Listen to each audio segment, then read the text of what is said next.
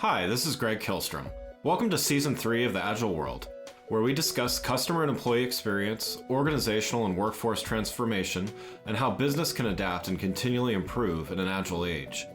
The Agile World podcast is brought to you by TEKsystems, an industry leader in full-stack technology services, talent services, and real-world application. For more information, go to teksystems.com. To read more about the topics discussed in this show, you can go to my website at theagile.world and read my latest articles, or get a copy of my latest book, The Agile Workforce, now available on Amazon and other retailers. My name is Greg Kilstrom, and I'm the host of the Agile World podcast. I'm excited to introduce part 2 of a special 3-part series about the importance of taking the right platform-based cloud approach so businesses can enable MLOps and realize the true value of AI and machine learning. This series is brought to you by TEKsystems, an industry leader in full-stack technology services, talent services, and real-world application. To help me discuss this topic, I'd like to welcome Practice Consulting Director at TEKsystems, Ramesh Vishwanathan. Ramesh, first, why don't you tell me a little bit about your background and what you do at TEKsystems? Thank you, Greg, for having me here. Really excited to be part of Agile World. As of my intro, I lead the data insights practice with tech. So the core focus for us here is helping the tech customers drive transformation powered by data. And this involves helping our customers with their data strategy, cutting across a life cycle from right from the beginning, data acquisition, data management, and right through driving business drivers like analytics, AI, and automation. So that's essentially what we focus on.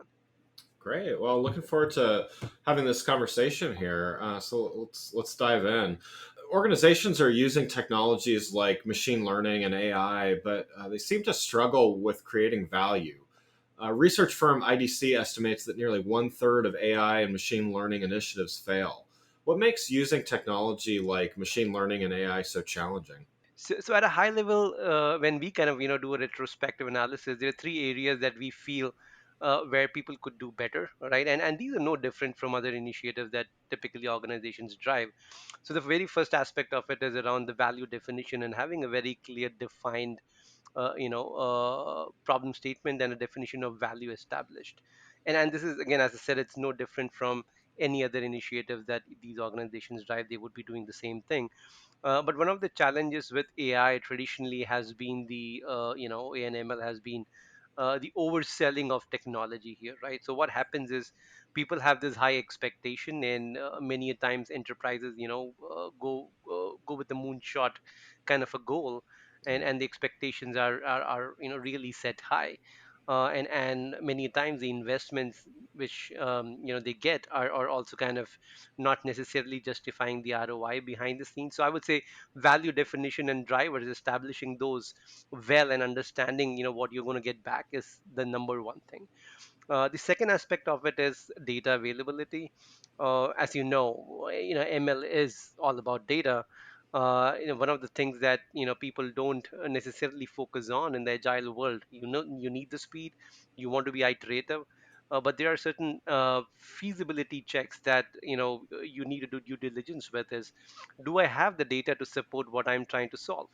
And the second aspect of it is there is a need to shape the data, and you need to kind of shape it the way the ML needs to consume it, and people don't account for those when they plan these initiatives. So you need to annotate, you need to kind of have certain ways of doing the data engineering work, which is resource intensive and time consuming, and these are not necessarily thought about.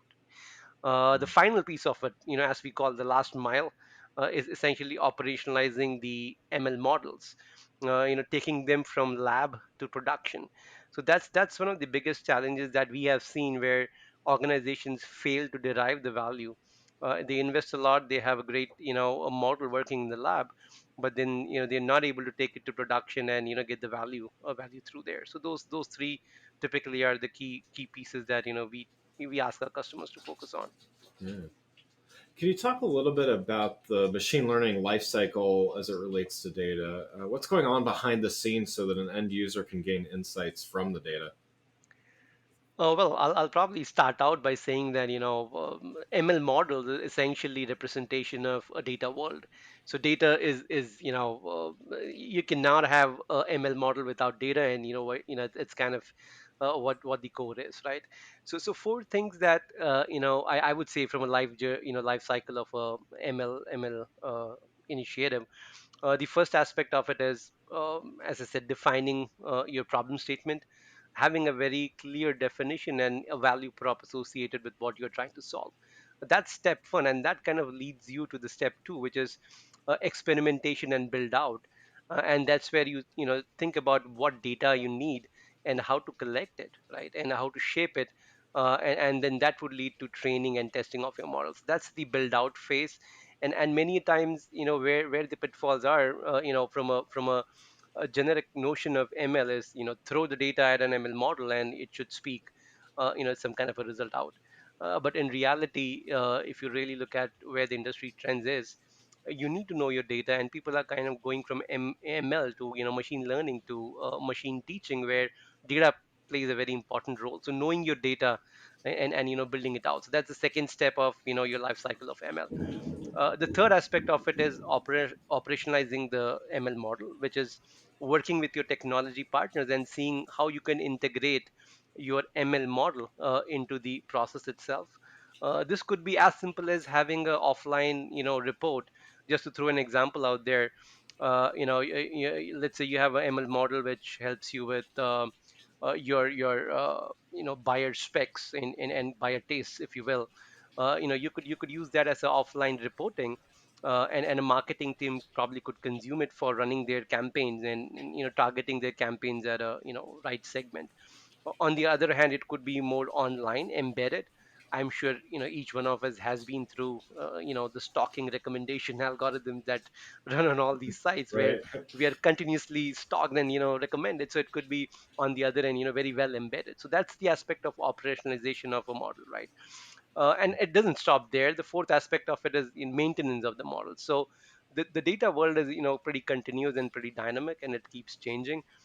So one of the things to realize is, as the data changes, as the world changes, your models tend to drift. They drift away from where they were, and they're not going to give you accurate results. So monitoring your models, to kind of validate the drifts, and then kind of going through the life cycle again of retraining them, revalidating them, and redeploying them. So that's essentially the life cycle of ML model before it can really start showing value. Let's talk a little bit about MLOps. So, what exactly is machine learning operations, and how do you define MLOps? In core terms, if we just look at the way data science has evolved, right? Data science was more of a function, a research function, and we have evolved and started utilizing that more to be more of an operations function. So I would say MLOps essentially represents a framework that helps us take data science from being more of a research function to being more of an operations function, right? In other words, it's a framework helping make the journey, taking a model from lab to production and making it repeatable, getting automation into it, and achieving the scale and the consistency and dependability that enterprises typically look for. What are the benefits of MLOps uh, from your perspective, and ultimately, what is MLOps designed to do for an organization and their data strategy? The goal, the intent of MLOps is to simplify the process of getting you from the lab to getting you into the production and seeing the value, right? And that's the core objective of having a framework and a process in place. So if you really look at it, if you want to kind of split it out from a benefit standpoint, the first aspect of it is having a very well defined path from point A to point B, that is from lab to production. That's more of a process thing, right? So if you have the path already defined, that would help ensure that more of your initiatives see the daylight. The second aspect of it is having some standards defined. So that would ensure the different actors that you have within this process. It could be a data scientist, it could be your technology partners.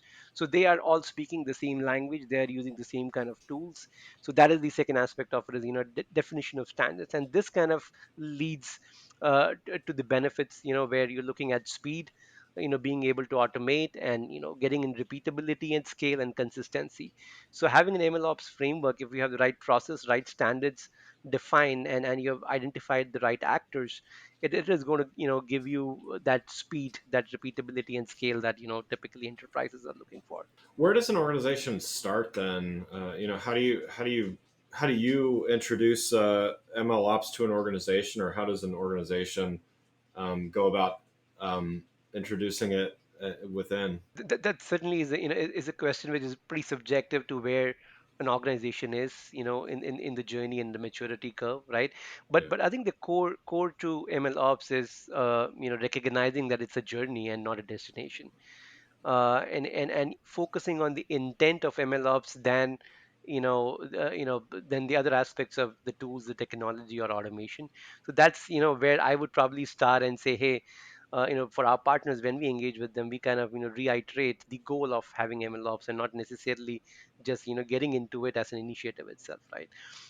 So that's where typically we start and say, hey, let's look at the process, let's optimize the process as a second step. Let's first establish a process that could take you from point A to point B, and once you start maturing the process, the tools would fall in place and organically figure out what tools lend itself well for your organization. But the goal is to not lose your focus on the intent of simplifying the process and not necessarily taking up another initiative which is complex in itself. So as of where you start, it's more on the maturity curve. If you have a DevOps process in place today, and that's something that you could certainly lean on and then kind of a springboard, use that as a springboard. But yeah, it's more about process and making sure you focus on the goals of deriving the business value from your ML initiatives. As these organizations are adopting, and definitely agree, it sometimes it depends on the maturity curve and things like that. But what are some of the specific challenges that organizations undergo as they attempt to adopt MLOps? Typically we talk about people, process, and technology, right? When we talk about these initiatives, and more often than not, you could establish a process, you could buy the tools, but the biggest challenge is depending on the organizational setup. You will see, at least in our experience, when tech has engaged with multiple customers, the data science world lives between the border of business and IT.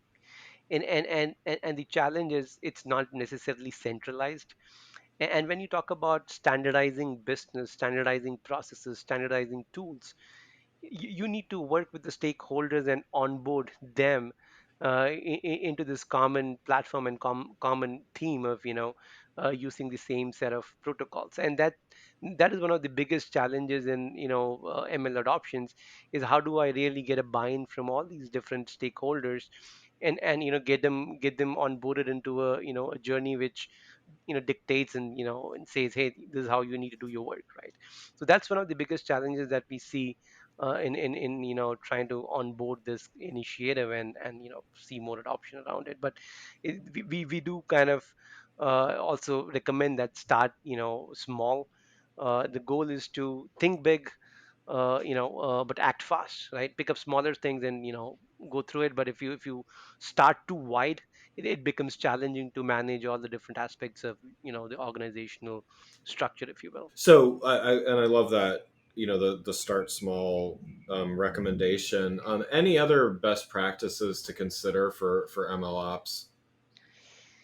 Uh, so I would reiterate that ML ops is essentially more of a journey than destination. So don't forget the intent. Yeah. I would say that's the number one thing that typically we kind of focus on. The second aspect of it is establish a process that would help you go from lab to production. Don't worry about the tools. Focus on the process and make sure you have a very clear defined path. When you take a problem statement, how do you go from lab to production? So that path has to be very well defined, irrespective of tool or technology. Last but not the least is data itself. Don't forget that data is part of the ML journey, whether you are training your model, whether you're testing it, whether you are validating it for accuracy, or whether you are again going through the entire cycle of retraining and testing. Data is integral part of your ML journey, and if you make data, to be available at the right time for the right people to access and make it part of your process, your journey is so much smoother. So those would be the three things that I would probably say people need to focus on when you look at MLOps. What are some real world examples of how MLOps has demonstrated value for organizations? Or, is there any one industry that seems to be applying MLOps better than others? From an industry perspective, and that's pretty natural. There are organizations which are born digital, if you will, like e-commerce platforms, right? Media platforms. They are on online and they have access to data, and their business is all about being online. So they certainly are the leaders when it comes to adopting ML, if you will. But if you on the hindsight, we see a lot of healthcare customers and tech healthcare customers adopting. And I'll maybe quickly walk you through one of the use cases where we worked with one of our uh, um, healthcare payers, right? And they were trying to automate their pre-auth process, where there you get applications and you want to run through the pre-authorization. One of the challenges is, there's a lot of load, and there are SLAs that you need to adhere to from a pre-auth standpoint. And the process itself, end to end, takes at least a day or two to kind of go through, right? And people kind of, and the volumes are pretty high too. So the customer wanted us to engage and bring in this automation as well as AI into picture, try to train models which could, flag off authorizations automatically, right?